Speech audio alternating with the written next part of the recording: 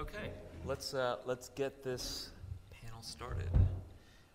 It's the last panel of streaming media, so thanks to the stalwart people that are still in the room. It's a great effort, and also to the audience that's following this on the video.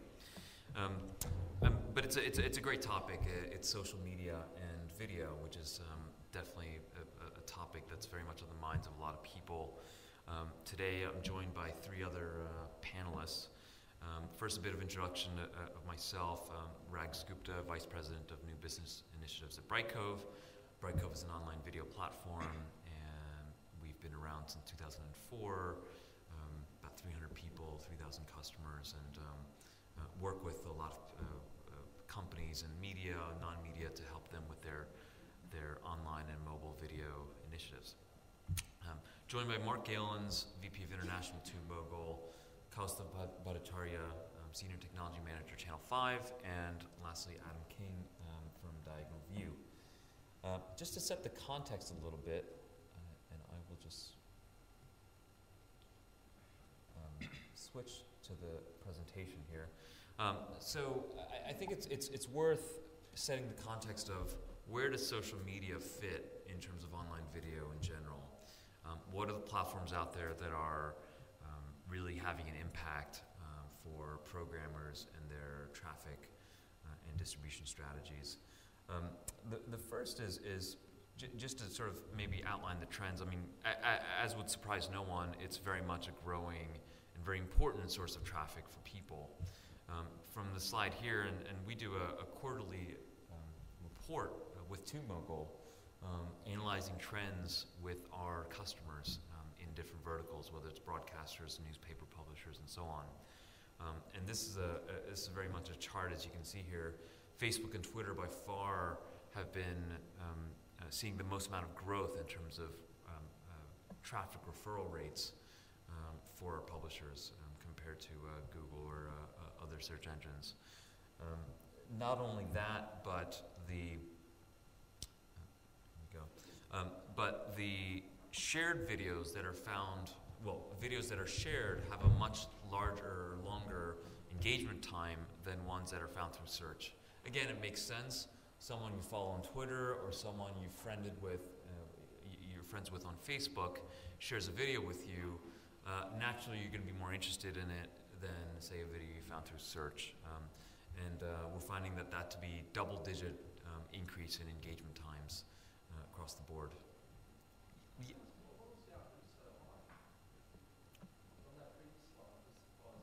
Yeah, why is Yahoo so high was the question. That's a good question. I'm not sure, actually. It may have been because this is a quarterly report, so it may have been something that had been, that they had done that quarter. This is also probably a little bit dated in terms of it's not the last quarter or two. It's probably from earlier this year. On to just a few more slides to set the context of platforms out there. I mean, YouTube and Google properties in general, we know they're the sort of the big gorilla. Some amazing traffic numbers in terms of, for YouTube itself, something like 2 billion videos a day. Again, not a lot of people realize they're the #2 search engine in the world behind Google, right? Millions of people that are engaged, that are following one another, and they are in and of itself a social network, right? You follow people, your favorite people on YouTube, and you subscribe to their feeds. Moving on is Facebook. They've just recently overtaken Yahoo as a consumption platform. They're doing billions of video views a month. Depending on the country, they're #2 or #3. In the States, in the last report from Comscore, they were #3 behind Vivo. They're probably #2 here in the UK. And we're seeing a lot of TV stations, and Kaustav is going to really dive into it in detail. Seeing a lot of TV networks and programmers leveraging Facebook, and we have some stats like nearly 300 million people have liked a show on Facebook, and they're doing it 5 or 6 times each. TV shows are one of the most, the biggest categories of most liked pages on Facebook. So clearly a lot of user engagement, and Facebook starting to assert itself as an entertainment destination. Twitter, another one, it's very much for real-time following. People call it water cooler, the digital water cooler. Again, they just announced some recent new stats of their growth just last night or yesterday. Something like 100 million monthly users, half of whom log on daily. What's interesting here is you can see that it's clearly there's a symbiotic relationship between Twitter and TV. The chart on your left shows you Twitter activity during the MTV VMAs earlier this year. And you can see when it started airing and when it peaked. I think that was during Beyonce's performance. It peaked at something like 8,900 tweets per second. And then we've got these, various. There's a chart that I think TV Genius publishes, which is the most tweeted shows in the UK, and you can see what the maximum tweet rate is. And then finally, one that maybe isn't covered as much, but Xbox Live, over 2 billion user hours per month. That's people that are spending on Xbox Live. 35 million registered users, and they just recently announced a content initiative to aggregate content from 50 content partners around the world, from the likes of BBC, Televisa, ZDF, Bravo, and so on. There's another stat which blew me away, was that Netflix thought that they had driven an incremental million subscribers from having had a presence and launched on Xbox Live. So clearly another important platform. And with that, hopefully that sets the context.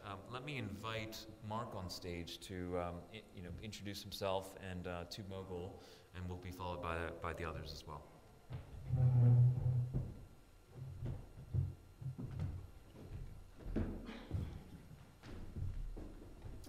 Thank you very much, Rags. Thank you everyone for coming. I know it's the last one of the day, so I appreciate it.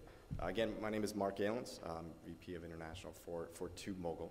And I'll just show you a couple of slides introducing TubeMogul and who we are. But essentially, we are a video marketing company that's built to deliver brand messages to target audiences and measure those results across any format. And part of that is a video DSP, which I'll cover, and then part of that is our analytics platform. We started as an analytics company and now track about 4 billion streams per month worldwide, including powering analytics for Brightcove.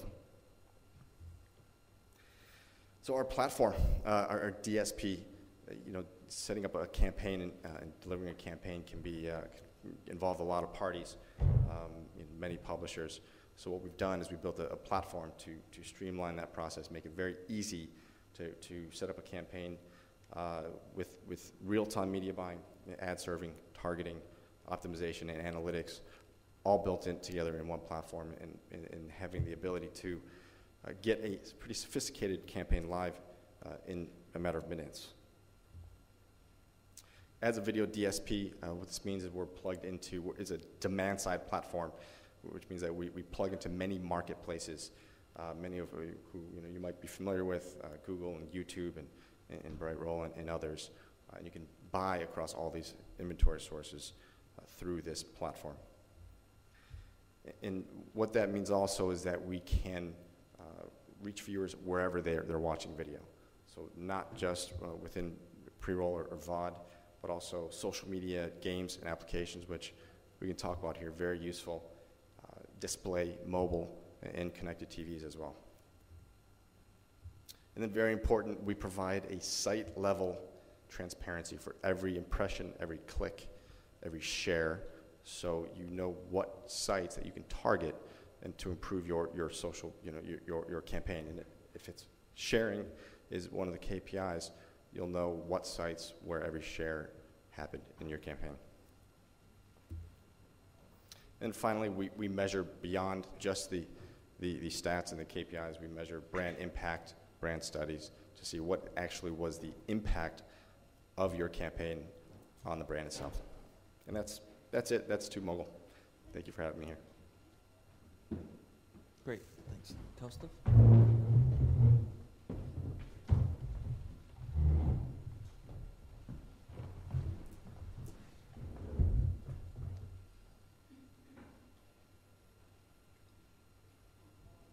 So, thank you everybody for joining us. My name is Kostab Bhattacharya. I'm the Senior Technology Manager over at Channel 5.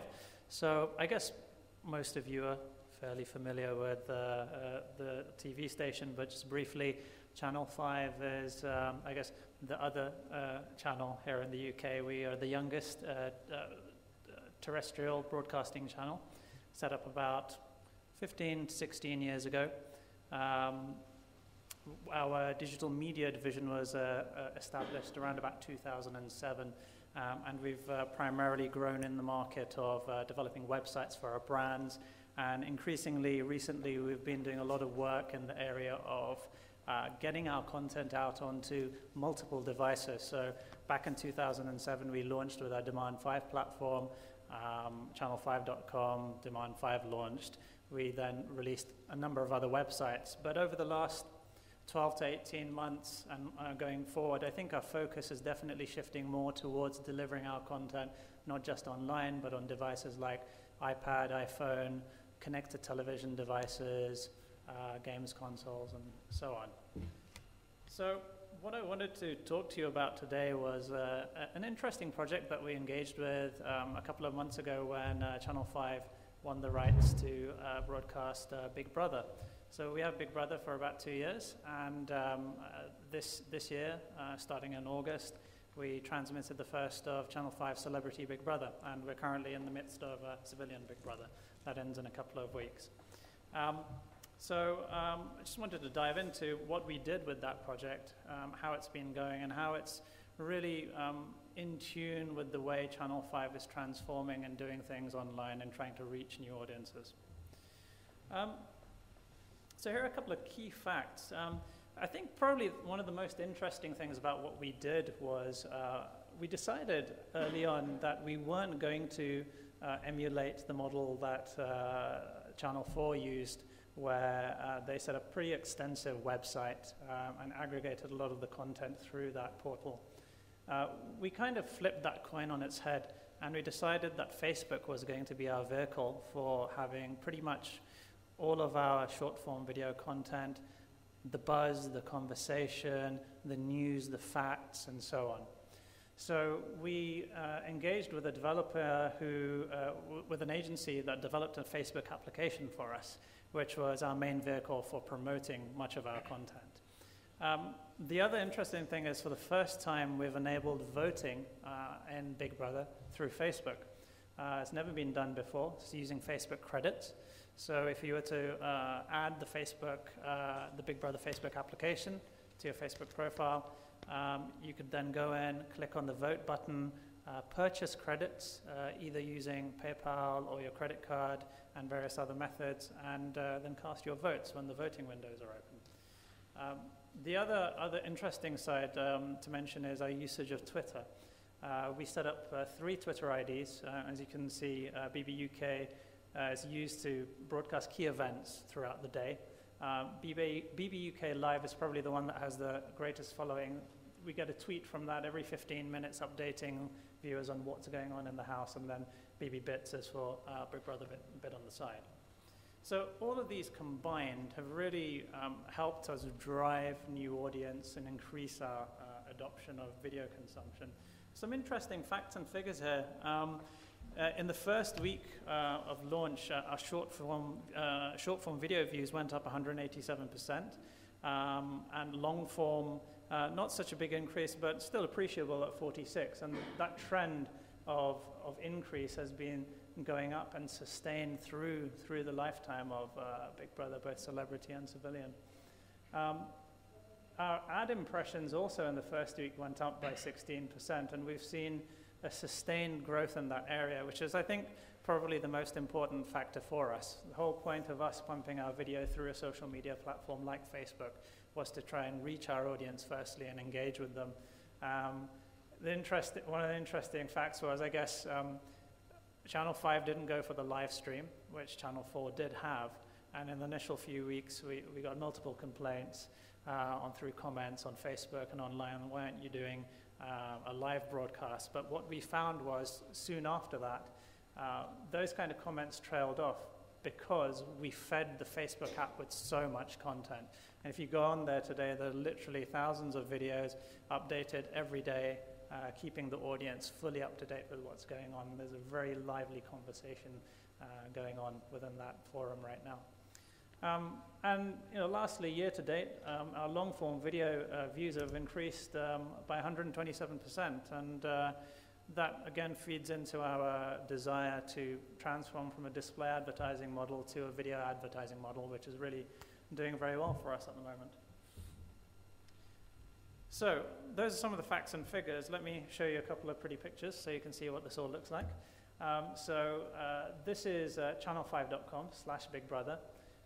So essentially what you're looking at here is a microsite. Not even that. It's pretty much what you see there is it.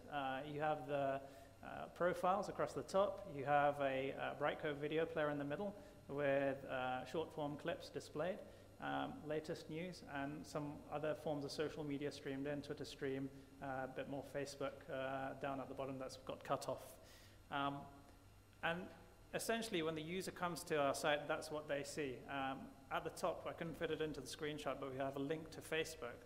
And this is where you dive into the Facebook application. So we're looking at Facebook here. And the key elements are getting the latest news, pictures, videos, and being able to cast votes. So here's a screenshot of the video panel, splitting video up across all of the different days. You can filter it on the latest videos or on a particular housemate, or you can search for a particular phrase as well that you might be interested in and bring back all the videos based on that search. This is what happens when you hit the vote button up on the top right. So a panel comes up asking you how many credits you want to purchase. You select what you want. It takes you through to a payment gateway where you can choose PayPal or any number of other payment methods. You then complete your transaction and you go into the voting panel. So during the window when voting is open, this is what you see, and then you can vote on the evictees and cast your vote, and hopefully, fingers crossed, your chosen evictee is evicted thereafter the next day. And that's it. Thanks, Costa. Thank you. And just to finish the introductions, Adam, great if you could introduce yourself in Diagonal View.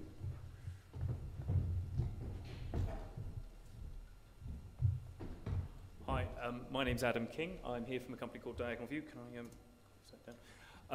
We are basically the world's leading independent producer of short-form video. We produce video that, through the miracle of platforms such as Brightcove, is seen across platforms from YouTube, Bing, Facebook, wherever. Anywhere you can watch short-form video, you're probably watching one of our videos. If it's a dog skateboarding or a man falling off a bathtub, something like that, that's kind of what we make. I joined the company about 6 months ago, and the company has been going for a couple of years. It's a startup with 50-50 with ITN. And so it leverages the ITN archive and takes what was made as kind of long-form news stuff from Reuters, Pathé, ITN, and turns it into short-form media. Now, when I joined the company, I came from a traditional broadcast background. I used to be a TV producer. I used to make panel shows and stuff like that. We were very good at making short-form video. We knew how to make 90-second to 2-minute 30 video, how to hit all the points, how to keep people engaged, how to keep viewers there, how to satisfy what people need and want from online short-form video. But we were still treating it very much like a traditional broadcaster. We were just pumping this stuff out, putting it across different channels. We didn't really mind where it went, but as long as people watched it. But we weren't engaging with social media. In the few months I've been there, we have hired as many people as we have working on producing the content to socialize the content. And I think this is something that is incredibly key. We have seen our views on YouTube go up, I think 77%. We now get around 20 million views a month on YouTube alone. And this is because, I think as Rags was saying earlier, people forget that YouTube, it's not just a place people go to view things, it's a social media site as well. So now when we produce a video, any video, we socialize it. And that means, we don't just build anticipation for the video, we try and work out what it is our viewers want, so we can get feedback instantly from what they want to see, where they want to see it. But we also try and provoke our viewers. We now make videos that are open-ended, that ask questions, that end in, so if we make, one of the things we do on Facebook is a series of football videos about the Premier League. Now this we do in association with the PFA, the official players' fans pages. So in the last few months since we started that gets hundreds of thousands of views every week. You might think that's a pretty easy sell. It's Premier League football, and there's a captive audience of millions of fans for, say, Steven Gerrard, who get this video pumped directly to them. But we've noticed that if we make a video that's provocative, that asks a question, who's better, Frank Lampard or Steven Gerrard, that video gets exponentially more traffic. It goes viral. We don't have to socialize that video. Fans do that for us. It's the same on YouTube. When we make something that's provocative, that asks questions, that stirs people into a response, that doesn't put across our point of view, but is open-ended, we find that video will go viral much, much more rapidly than anything else that we make, even if the content is very, very similar. We also find that despite having a room full of people socializing this stuff, if we work carefully, we can seed videos with the right people, with fan groups, with interested parties, with vloggers. Those people will it will be like a cascade effect, and those people will socialize our media for us. So one person can in effect seed a video carefully with 10 to 20 people rather than just spamming his mates' Facebook accounts with it. And we will find that it will be in hundreds of thousands of inboxes within 24 hours. And all of that is done, and that's the best part about it, by people we don't pay for. So to be brutally honest about it. So that's kind of the importance of social media to us. In the last 6 months, we've seen this go absolutely crazy for us, and it's a key plank of our business, and will only continue to get more and more important. I think one of the partners we're working with at the moment, I can't say too much about the project because we haven't actually launched the product yet, but we're about to go live with a site called Stardoll. I don't know if any of you are familiar with it. It's a social networking site mainly for sort of tween girls. So the content is very kind of Robert Pattinson heavy and kind of, light fashion, Justin Bieber, that kind of thing. So we make video for them. So they get short form videos, with Justin Bieber on the red carpet with our Pats, looking with his shirt off. But we're also making interactive content for them where they can kind of place their avatar within the video. And like I say, I can't say too much about this thing. So again, and the whole point of these videos is that they share them and can invite their friends to join in with these videos. This I see as the kind of the future of our business, basically. It will become more and more important. That's it for me. Thanks very much. Thanks, Adam. Thank you. Great. Let's let's kick things off. Thank you all for the introductions. I think maybe first things to maybe kick off the conversation is let's talk about the platform. So we just heard about YouTube and Facebook and Twitter. Do you guys think are those sort of pretty much the only games in town? Are you focusing much time on anything else? How are you? What's the relative importance of the various platforms? And maybe Kaustav, we can begin with you because you clearly made a very conscious decision to build Big Brother on Facebook. Mm-hmm. Well, what about the audience on YouTube? What about other places that people are hanging out online? Mm-hmm.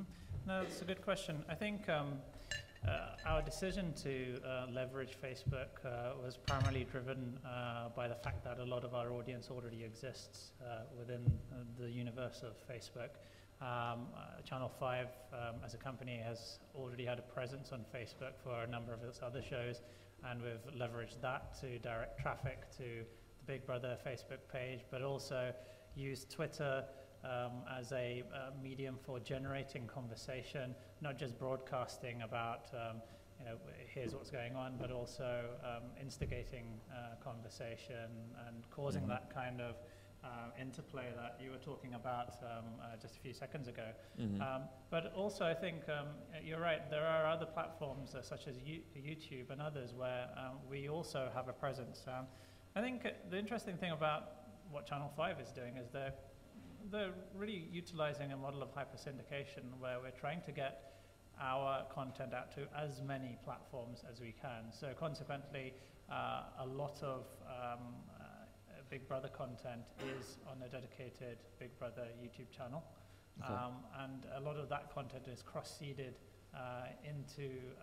from YouTube into Bright Cove and consequently onto all the outlets where our Bright Cove player mm-hmm. is syndicated to, mm-hmm. Facebook being one of them. Yeah. Okay. Yeah. Adam, do you agree with that? Well, I mean, clearly you guys are doing a lot more on YouTube, and maybe Adam also, if you could also maybe give us a sense of the scale at which you guys are operating in terms of traffic, or how do you measure, number of videos, things like that? Well, I think we do round about 55 to 60 million views cumulatively every month. And just in terms of the importance of the socialization, the interaction, I think Kaustov made a very good point in that it's if you can, obviously we are, I don't know what everyone in this room does, but we are still broadcasters. We make product, we put it out. But the more we can feel like that, the more that your consumer, your viewer, can feel like they're entering into a conversation with you, that there is a chance you'll answer them back or respond to them, which you can quite easily online without changing your whole business model, having to kind of, oh my God, stop making that, now start making this. For relatively little effort, you can engage with your viewers and build loyalty and dwell time, and people will come back and recommend you to their friends. And as we were saying earlier, a recommendation from a friend is worth 100 recommendations or advertising slogans. So for us, in terms of its importance, it's key. We now have just as many people working socializing media as we do making the media. I mean, and obviously we are still primarily a production company. That's what we do. But it's a key plank of it. We couldn't do the one without the other. Mm. Mark, do you agree with that? I mean, are you guys seeing, you guys see a lot of videos streamed through your network or through your publishers. Do you have any sense for how that breaks down between their own sites and destinations versus social platforms like Facebook or Twitter or YouTube? Sure. Well, it is those platforms really are dominant, and that's where people are spending their time, and they are also the biggest refers of video views on those platforms. Even driving views to publisher sites, the videos are discovered primarily on YouTube, on Google overwhelmingly, and then Facebook and Twitter as well, which, as you said, are the fastest growing in terms of referring. So I think being on those platforms is important, regardless of where the content lives, partly for discovery alone. Mm-hmm. Okay. And maybe looking at it from the advertiser's point of view, let's talk about the monetization a bit now and change gears. We've all heard of the challenges of monetizing social media and so on and so forth, and it's been a bit of a dead horse to beat. But let's talk about the monetization. Is an impression in your eyes? Are advertisers making distinction in your network? Yes, certainly. I think, in fact, a targeted impression is much more valuable than a targeted view is much more valuable than 10 untargeted views. And targeting is, from an advertiser perspective, is. But does an advertiser do you get the same price for an advertiser for an impression on a publisher's website versus an impression on YouTube or on Facebook? No, certainly they are different. Okay. In the social media sites, they are much more engaging, and they tend to be among the higher priced impressions for that very reason. So there's actually a premium for people to buy on Facebook than on a destination site. Well, it depends on where in Facebook. Facebook has so many options for advertising. Display is rather inexpensive. Within other mediums like games and things like that, it is more expensive than a destination site. Okay. I think that's an interesting point, because I think in terms of targeting the audience, I think that's where you could really drive up value in terms of this value of the CPM. An area that I'm personally quite interested in is content recommendation, not just from a friend's perspective, which I think is probably the most compelling. When I recommend a piece of content to you as a friend, you're probably more likely to view it than just randomly being recommended by an engine. But I think there was an interesting point brought up by somebody in the audience, I think yourself, early on, about why Yahoo's video impressions are so high. And I may be wrong in this, but I believe that they saw something like a 250% increase in video consumption following the installation of a recommendation engine that drove up the engagement and consumption of their content. It's not something that Channel 5 are actively doing at the moment, but we're certainly very interested in those areas and investigating ways forward.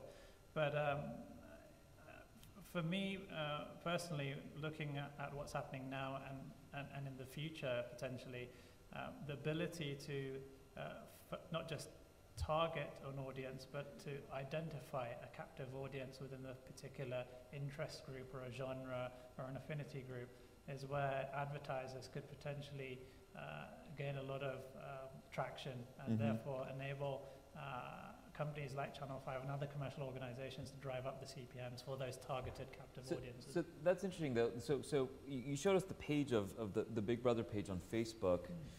It had a sponsor entitlement looked like on the top of it. It had some other ad real estate. So you know, can you walk us through how is that being monetized today? Is it a sort of set sponsorship for the page? Is it impression based? Is it a combination? Yeah. So we have sponsors for what we're doing on Facebook that have sponsored the project through a number of different means. So, for example, in the offline world, we struck a deal with Domino's Pizza, where the housemates were tasked with creating their ideal pizza.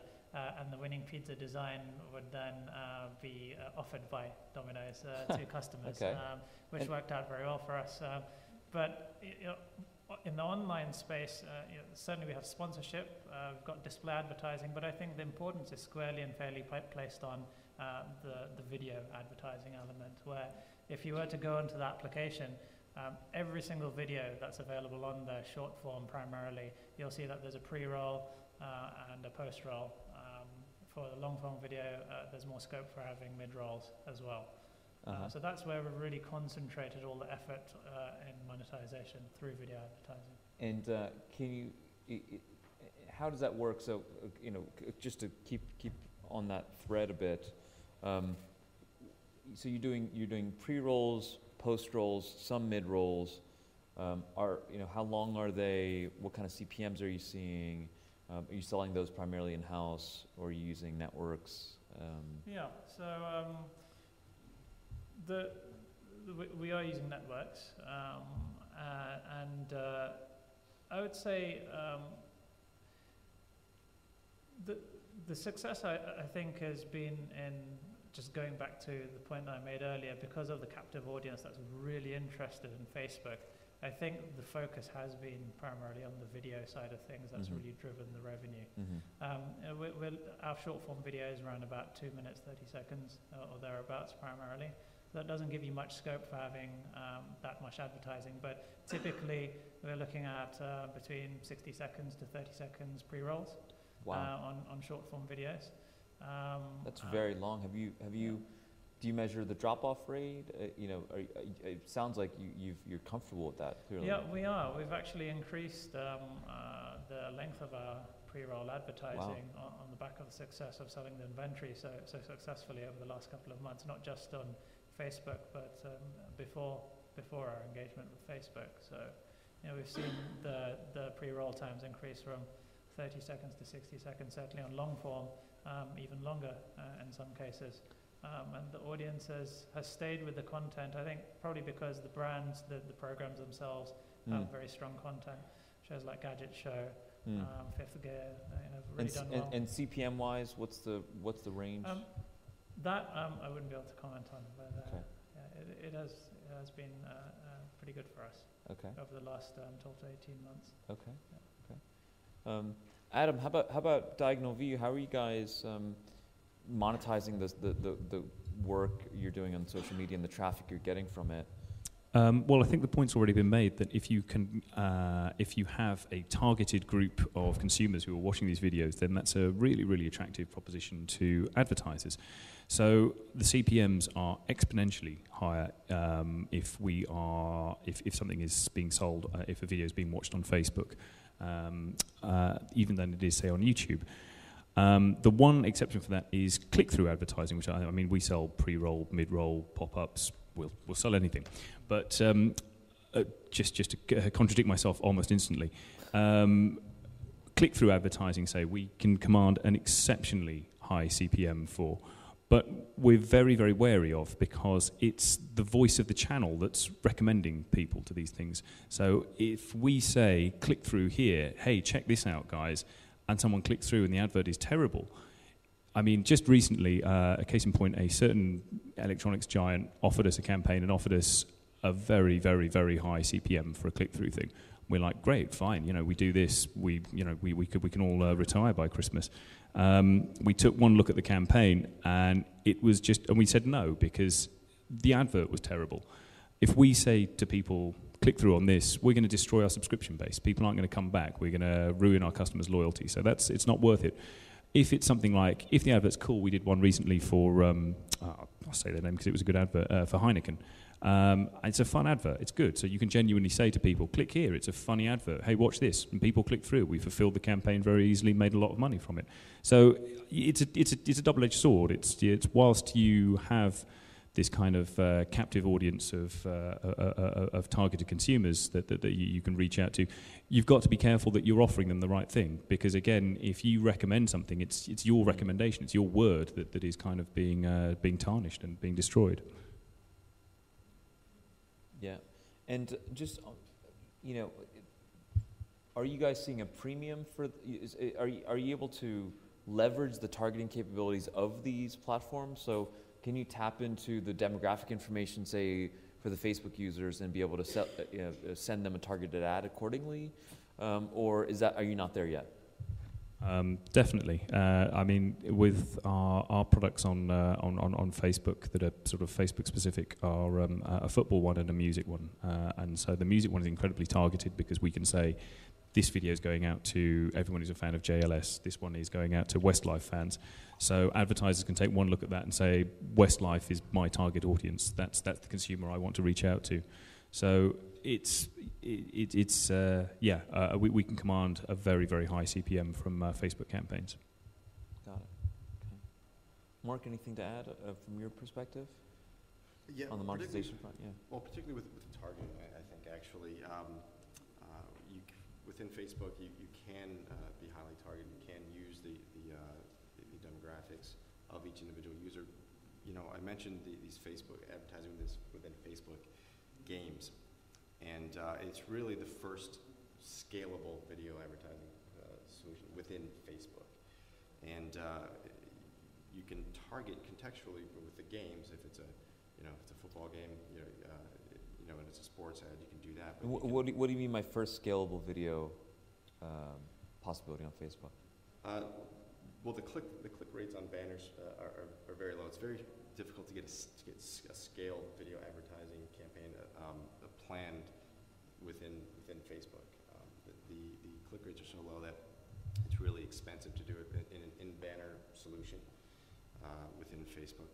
So within these games, because the user is by its very nature very engaged with this game, they become also engaged with the videos and the video advertisements that are offered. And you're saying the click rates on the banners are so low, or the click rates on the content? The play rates, really, if you're advertising within display on Facebook, they're extraordinarily low, and so it's difficult to have a large scale campaign within Facebook in that manner. But with the games, you're actually able to do that, and I think I forget what the number is, but a good percentage of UK audience are playing games within Facebook, and so you can actually reach a high percentage of the UK audience through these actual games and applications. Okay. just to maybe switch gears a little bit, and Adam, you brought up a couple times the people you brought on to socialize video, which I thought was a great term. Can you talk a bit more about that? What's the job description? What do these people do? What kind of, how do they get measured?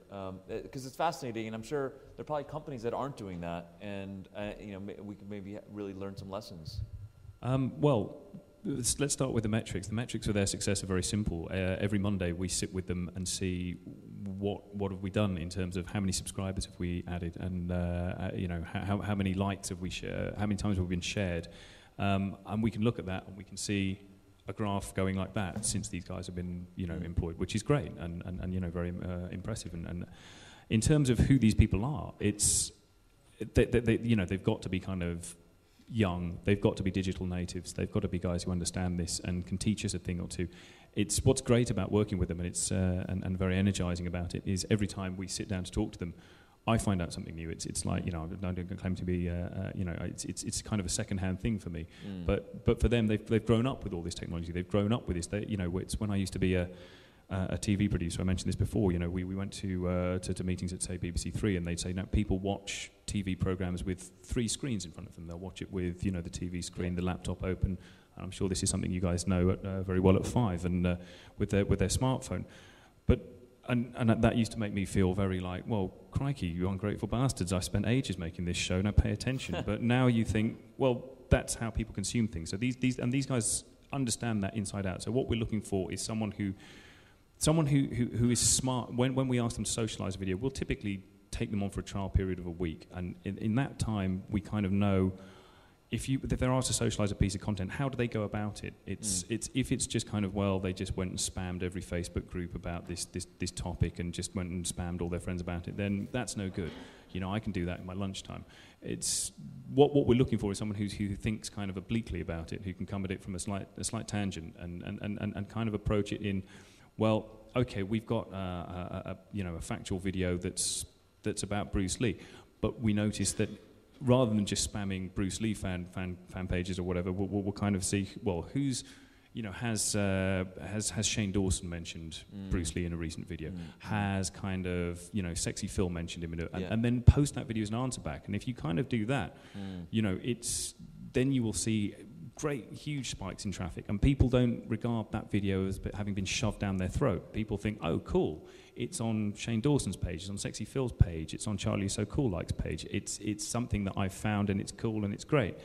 It's not just, I think, one of you guys made the point earlier, it's not just transmitting stuff. It's not just getting on a Twitter feed and going, hey, check our video out, hey, check our video out, hey, you may as well just take a megaphone and walk down Oxford Street shouting, hey, check our video out with a sandwich board on. It's going to have a similar effect. It's going to piss people off. It's about engaging and creating that conversation. Yeah. Kaustav, do you have similar people at Channel 5? I mean, we do things in a number of different ways. Our editors tweet, update Facebook, people on set, especially on Facebook, on Big Brother from the studio, also tweeting and updating on Facebook.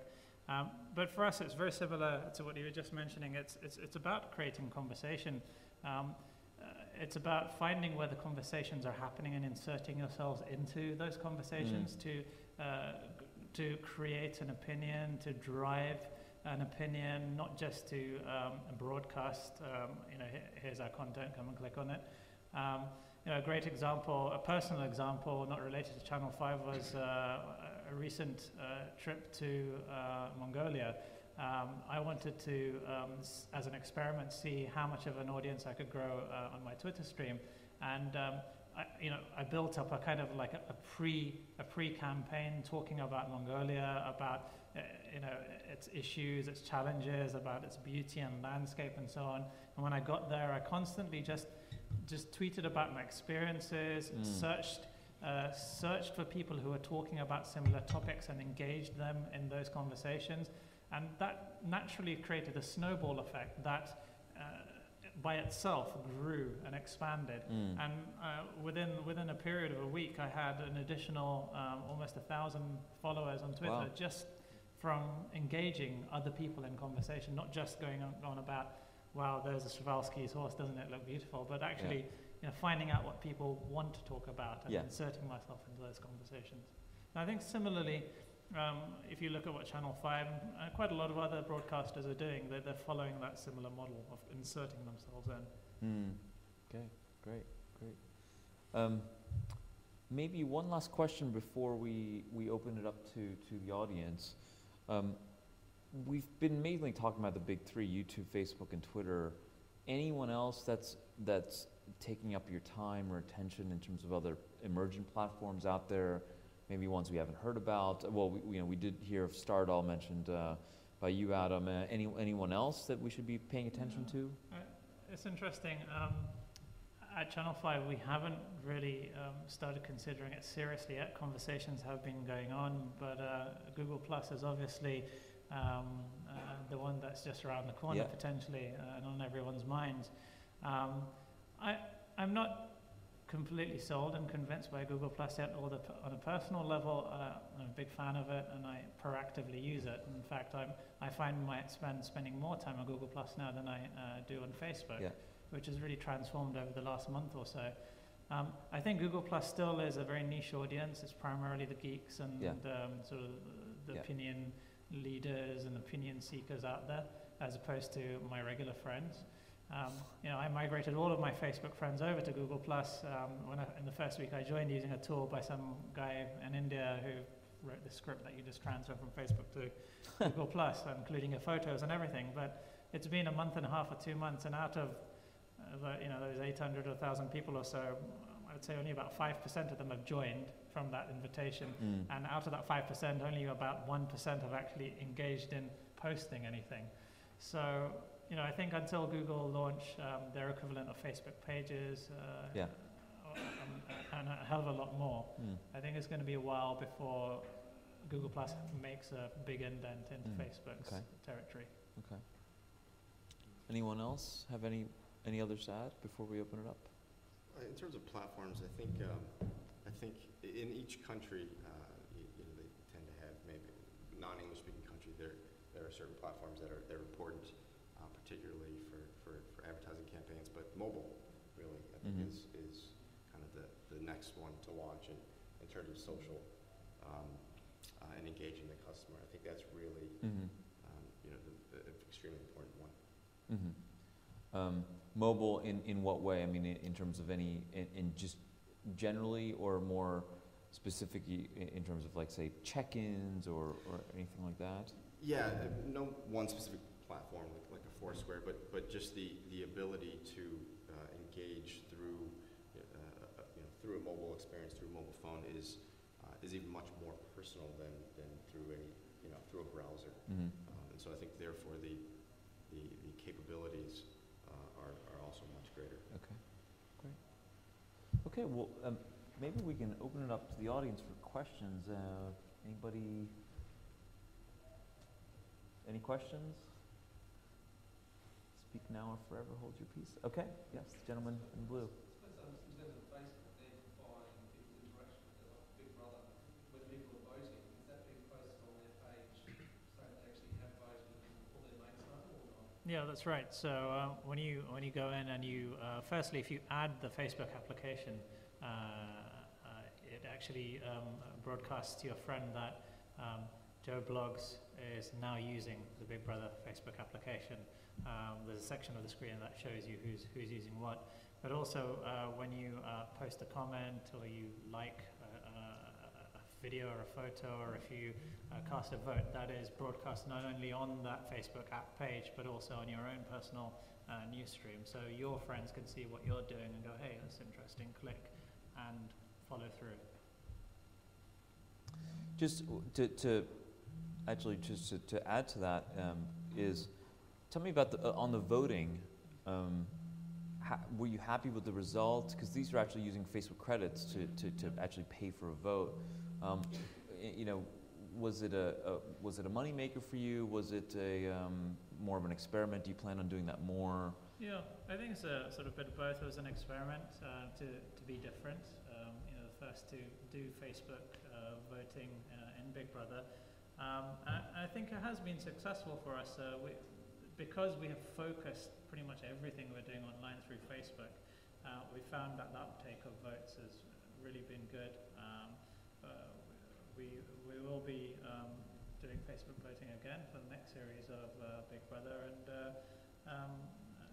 we think it will be even more successful second time Okay. round. Yeah. Okay. Great. There's another question. Yes.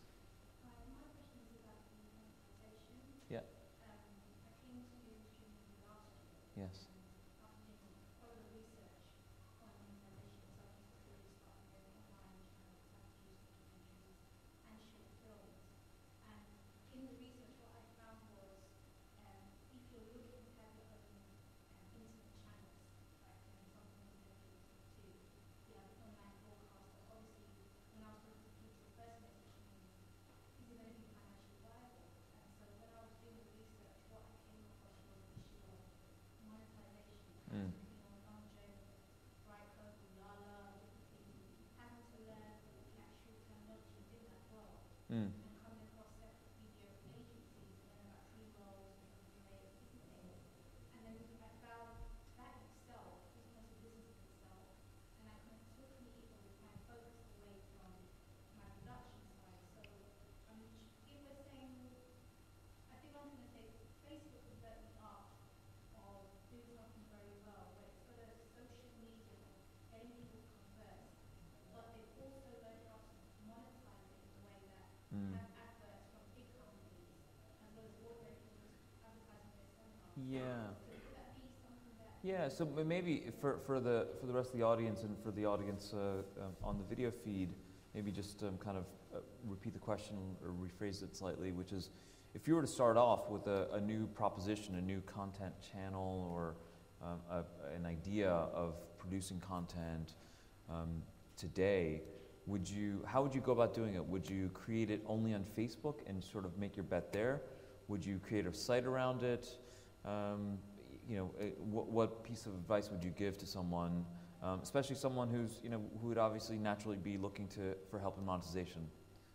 I think it is a very interesting question. When you consider what many broadcasters are doing today, you'll find that they're chasing the audience where they live today. So that audience might traditionally in the world of analog was glued to the television set, but now they're pretty much everywhere and anywhere on any device that you can find on multiple platforms, Facebook, Twitter, Bebo, and so on. So the question is, if you're putting your content out to all of these endpoints, all of these social media platforms, how best can you monetize it when you're in some ways losing control of that social interaction? When we put something out on Facebook as a video and somebody likes it, that's great. We can see that 250,000 people like this video, but we don't essentially own that interaction data. Facebook does. When somebody retweets something, Twitter owns that interaction data.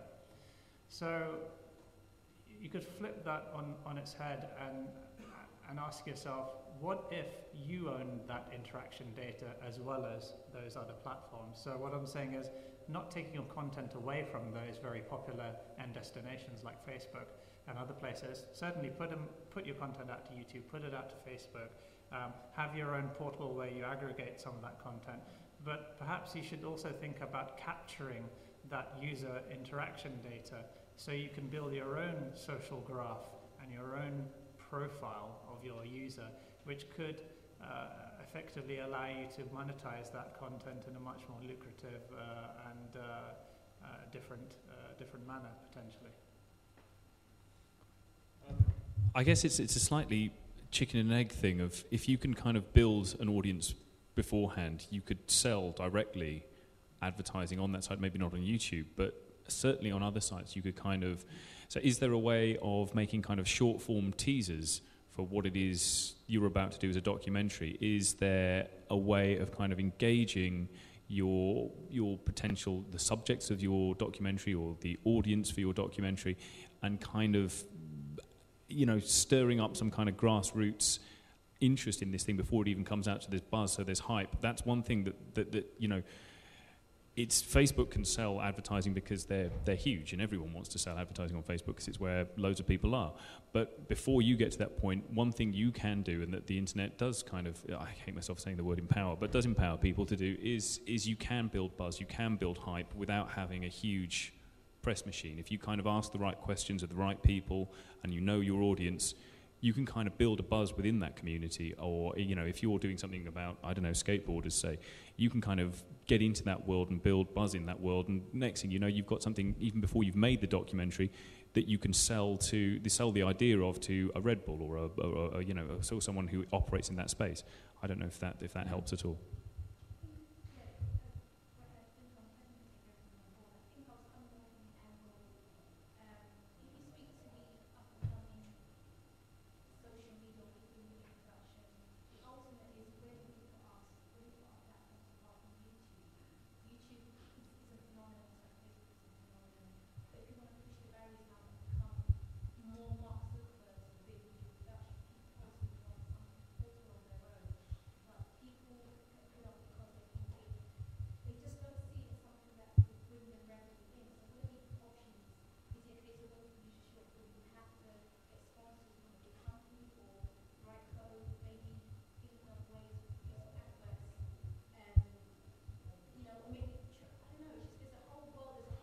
Yeah. I think you want to ask yourself the question, what do you want to be, a producer or a portal? Yeah. I mean, the two things are very different. YouTube don't make videos. Mark Zuckerberg doesn't make videos, but they both are portals. Yeah. Look at SBTV in this country. It's a massive success, run by this guy Jamal, who's like 22 or something. It's huge, but he doesn't go out and film stuff himself, but people are queuing up to kind of put stuff on his site because, you know, he's built a demographic. He knows, you know, a youth audience who are kind of, you know, they want to be on that site. It's cool, it's hip, and that's the thing. Is like I wouldn't confuse being a producer with being a portal. It's a very attractive idea, thinking I will own the portal. But as an independent TV producer, I don't own. You know, I didn't work for Channel 4 directly, or 5, or you know, or even the BBC. You worked for an independent company and made your stuff on there. So the portal was different to kind of the production side of it. Well, and just, I think we're out of time. I apologize on that note. It's a good discussion, but I want to thank the panelists and thank you all for your stamina and lasting till the end. And well, thanks very much, and you know, stay tuned. There's a lot more yet to be written and said about social media and video. So thanks again, and have a great day.